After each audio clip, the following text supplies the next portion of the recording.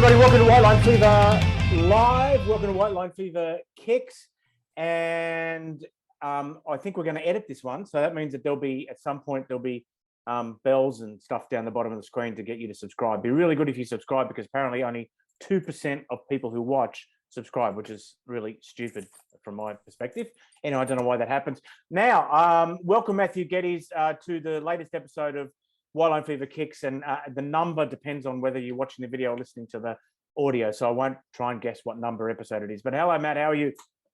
I'm all right, thanks, Steve. How are you? Yeah, pretty good, pretty excited. I'm off to up north tomorrow, so I'll be watching the NRL preliminary final, the first one, right pretty close to where I'm sitting right now. Then getting straight in the car like Batman down the pole and heading up to Tyrone McCarthy's testimonial dinner at the Halliwell Jones Stadium, and then off to the grand final. And that brings us to the first thing we're going to discuss, and I think everyone expects us to discuss, certainly if you're watching in the Northern Hemisphere, if you're watching in the Southern Hemisphere, just hold on to your seats. You're going to be surprised. So basically, for those of you who are in Australia or watching in 10 years' time, that we are talking about an incident that happened last weekend in the semi-final of Super League, and it was St Helens versus Salford, a close run game. And Morgan Knowles, the back rower for or plays prop for St Helens, basically twisted an opponent's arm behind his back in a classic chicken wing move. It was missed by the officials at the time, picked up by the video referee. He was sent to the sin bin and then had to wait to see if any action would be taken against him. He was subsequently found guilty and suspended, and that's when it got interesting. St Helens appealed, and then the appeal was tossed out not as frivolous but as unsuccessful. Suspension stood. However, the judge who was involved in the case said that he agreed with some of the evidence, and St Helens appealed again, saying that his comments in summing up contradicted the evidence and there had been procedural unfairness. And as a result of that, the suspension has been completely expunged. The second appeal was successful, and he's playing at Old Trafford against Leeds Rhinos on Saturday, and people are outraged. What do you think, Matthew? Well, it's interesting that it actually went to a second appeal based on that, because that almost never happens. And the fact that he got a 2-week ban at the start means he would have obviously missed the grand final and then probably the friendly against Fiji just before the World Cup.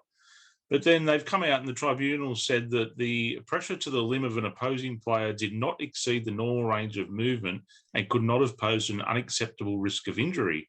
But then when you look at the incident, the fella was pretty much in pain after he got his arm twisted behind his back. It was like a half Nelson almost. Yeah, so I think this highlights a number of... now, see, the thing is that people want to blame the RFL, and obviously these committees are made up of independent appointees. So you can't say that the people who work at the Etihad campus for the RFL are responsible for this decision, but the procedures are. And there's a number of issues. From my point of view, there shouldn't be a second appeal. It should be a court injunction. So basically, I'm serious. I seriously think if you think that you've been dudded on appeal, then actually you should have to take it to court. And I know. And secondly, we don't even know the names of these judges or former players who are on these panels because the media aren't allowed in. So we don't know what the judgments are to the next day. It's just antiquated. It's primitive from an Australian perspective, where the media has been going to the judiciary hearings since the early 80s. And here it's all done behind closed doors. It's all done very slowly, and there's just no accountability or transparency. And I'd like to think that when IMG take over next year, that one thing they will fix will be the disciplinary process, where it will be streamlined and very transparent, so the public can have more faith in it. Yeah, I think transparency is the key, because if they go behind closed doors and they come up with decisions that they can't readily explain, then the fans feel dudded, whether you're for it or against the decision.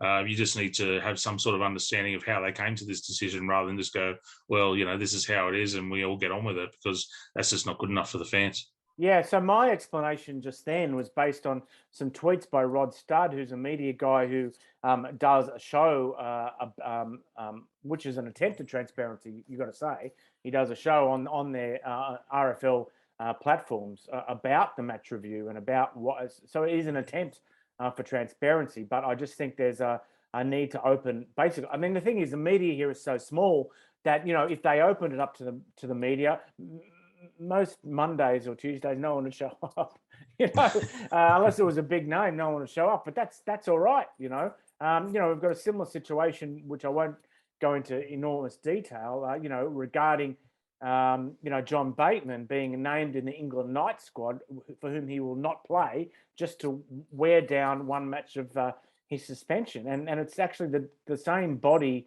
and this, you can't blame independent people here.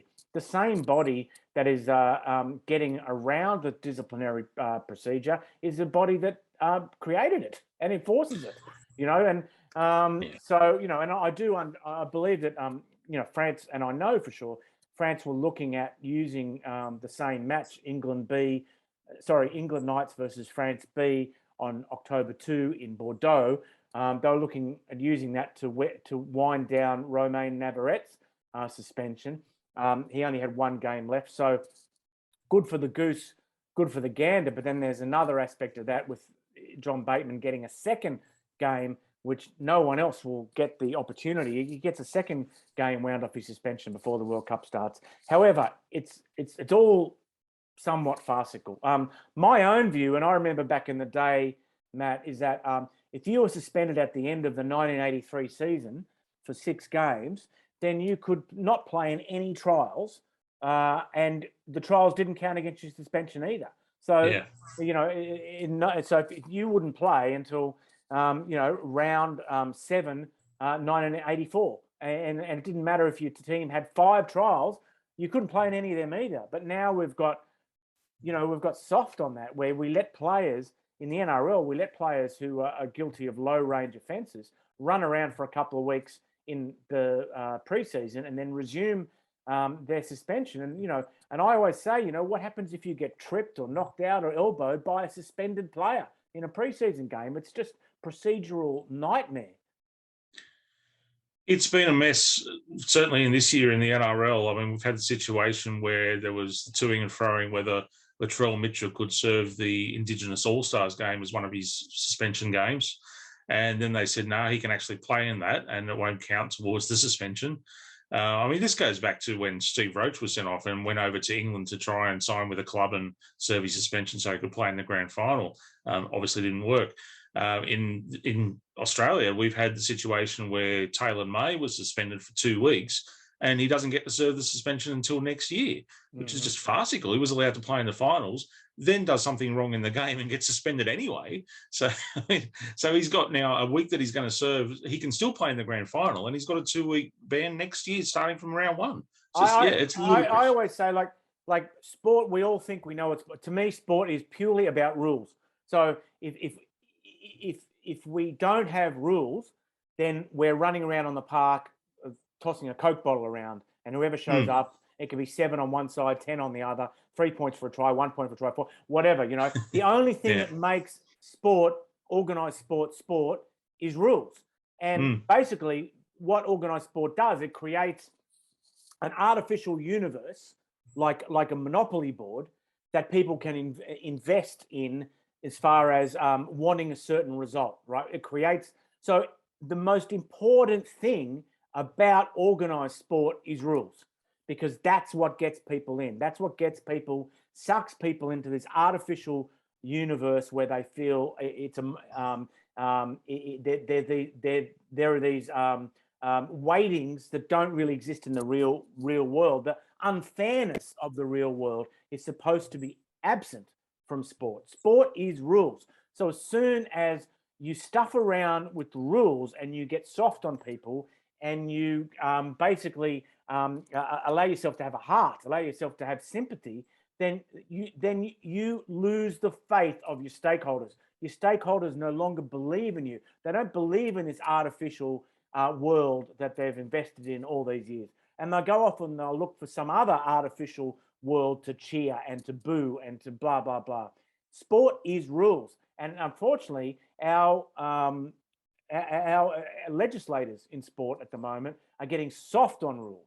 And so they're giving people less to believe in. And that's a real problem. It's like, people don't have to agree with every decision, but they have to actually understand every decision. They have to know where it came from, why it is that way, and still be angry, because you get angry if your team loses. But you still know that it's 4 points a try. And you still know that the game goes for 80 minutes. The field is a rectangle, and those things don't change. And unfortunately, when we're stuffing around with disciplinary procedures, we're literally moving the goalposts. Yeah, I completely agree. I think there just has to be some consistency across the board, whether it's in England or Australia or in international matches. And you've got to say, these are the rules. This is what we're sticking with. If you do the wrong thing, you get penalised. And I remember Cameron Smith missing a grand final for a very similar incident, for a chicken wing.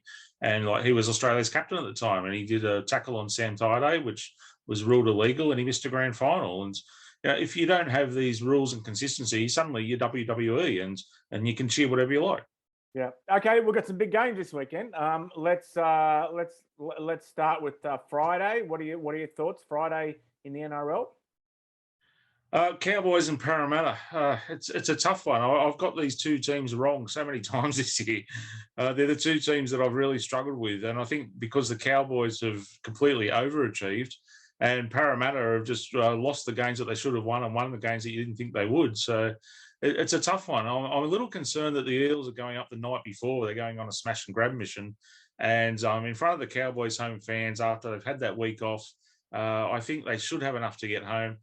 They were in the top four all year, pretty much. So if they don't win, it'll be pretty disappointing for the Cowboys. Yeah, I liked what I saw at Parramatta last week, and I've got to admit I haven't watched a lot of Cowboys games this year. I haven't watched them that many times. So based on just better the devil, I'm going to go for Parramatta to win away from home and go through to the GF. And then for me, I'll be waking up on Saturday morning in Warrington in a pretty crappy little hotel, and by 11 a.m. I'll be kicked out of my room.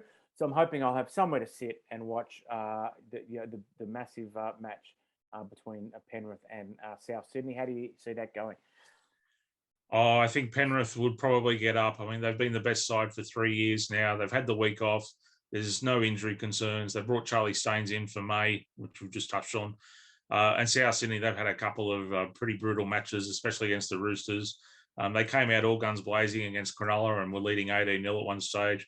They've got plenty of points in them, but I'm just concerned that if it gets into a grind, they might not be able to go with Penrith. And it's been a long time since a team has gone or has been so dominant 3 years in a row and not picked up a couple of comps out. You've got to go probably back to Manly in the Super League era. So I'm picking Penrith to win this one.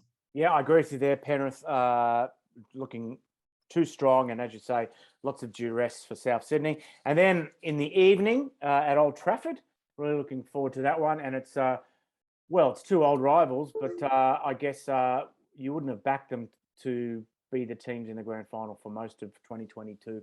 The dominant team of the last half decade, really, in the Northern Hemisphere, St Helens. And then there's the upstarts who've had an amazing run under Rowan Smith since he arrived in the country, Leeds Rhinos. Thoughts? Yeah, it's a tough one to pick, actually, especially after the week that St Helens have had that we started this podcast about. And the fact that they've had all the experience of the last, as you say, 5 years making finals and pretty much dominating the competition means that should hold them in good stead. But you just don't know, because Leeds, as you say, have really got nothing to lose. They've come out of nowhere and here they are in a grand final. And if they can just capitalise on that momentum, they might just be able to get there. I'm going to tip Leeds. It's interesting because before last week's game, I think a lot of people were thinking that St Helens are running out of puff, that they're kind of their period is coming to an end, their era a little bit with some of the performances.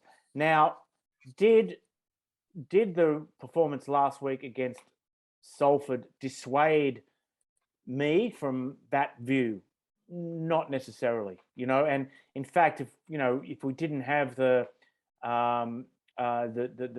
tight protocols we have regarding head injury assessment where Brodie Croft, who won the Man of Steel this week, was unable to play, whereas in the NRL he would have played. So I think, and also Andy Yakker's going off early and being prevented under HIA protocols from returning.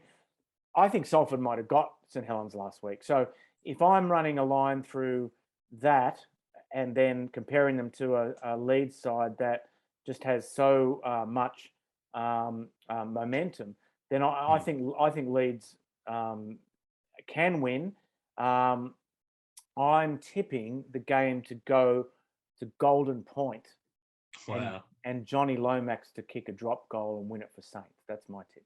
Right. Well, that's pretty specific, mate. Very specific. That's exactly the word I was thinking. Very, very specific. Okay. Obviously, big news yesterday with Joseph Suaalii deciding to deciding to go with Samoa. Massive news. Probably the most heralded young player in the NRL turning down an Australian jersey. It proves that times are changing. Yeah, absolutely. And there's a bit of talk in Australia that maybe Mal Meninga wouldn't have picked him anyway. But I think he certainly would have been in the squad. Whether it was in the starting 13 is another story. But you're right. I mean, for the last few years, or a couple of years before COVID broke out, there was a bunch of players that were starting to pledge allegiance to some of these specific nations. And I think that's great for the game. And we're going into this World Cup where you can't guarantee that it's going to be, the usual Australia, England or New Zealand in the final. You've got Tonga, Samoa, Fiji, and a bunch of others that could cause some upsets. It's great. Australia is just kind of unsexy at the moment. Like, it hasn't got anything to hang its hat on aside from its past success. I was thinking it's cheering Australia in rugby league is like cheering American fast food restaurants to be successful. Oh, another McDonald's just opened. Isn't that great? Great American know-how. You know what I mean? It's like there's just nothing. There's nothing to sort of get you fired up or excited about it. Mind you, they probably they could be every bit as dominant as McDonald's when it comes to the final at Old Trafford, despite they're not exciting people like us. Okay, that's it. Thanks for joining us, everybody. Don't forget to subscribe no matter what platform you're listening or watching on. Really appreciate it. And I guess we'll be back next week. We're going to try to get some guests on the show again. So the last 2 weeks has been about getting in a good habit. And thanks, Matt, for ensuring that we do this every week. Thanks, Steve. We'll catch up again next week. Have a good one. See ya. Bye.